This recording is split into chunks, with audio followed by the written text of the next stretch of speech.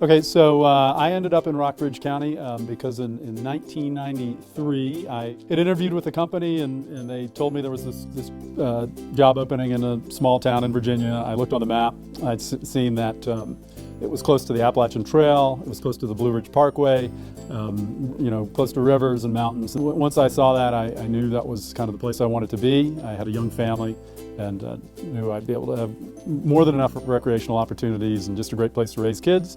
So we moved here.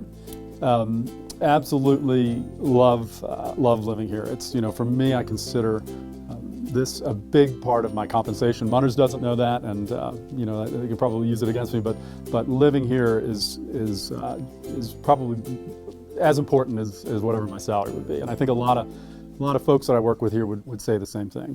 So what we make here in Munters in Buena Vista is high-end HVAC equipment that generally has an energy recovery component to it. So we're about a $40 to $50 million operation. We ship maybe 10% of our equipment is exported. It goes all over the world. We ship to a lot of petrochemical sites, industrial sites. So China, India, Europe, a lot of deliveries to the Washington, D.C. area.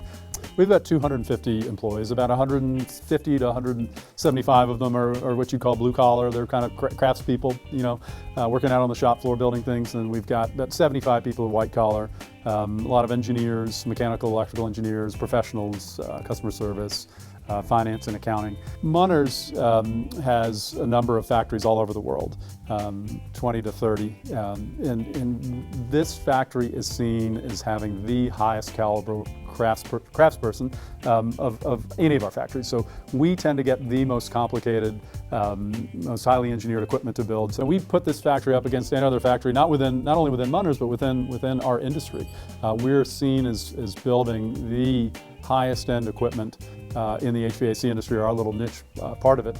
And all of it comes down to the folks that are building it day to day. I mean, we have engineers that lay things out on paper, but it's up to the folks that come from this community, that were kind of born and bred and that are out there on that shop floor to read those prints and to build what it is that the customers are buying. So they come in with a kind of a knowledge and a skill set that where they can come up to speed quickly, and we ask a lot of them. We build some really complicated, highly engineered equipment that has to perform perfectly for really demanding customers, and they're just demanding applications, and they rise to the occasion. We build great stuff. Another thing is we're in a small community, but I've never had a problem, I never run into a problem finding the right people for the job in the numbers that we need them. So I can't say enough about the folks that we bring in from Buena Vista, from Rockbridge, Lexington, and all the counties nearby.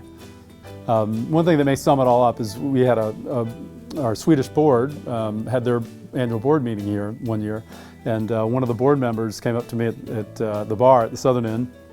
And so we'd walked around downtown, and it was a beautiful night. And I think it may have been around one of our patriotic holidays, so we had all the American flags kind of flanking the street. And the guy said to me, he said, "Don, this is the America that I pictured when I was a small child learning about your country in Sweden. You don't know how lucky you've got it." So, and I took that as I was beaming when I heard that, because I understood exactly what he meant.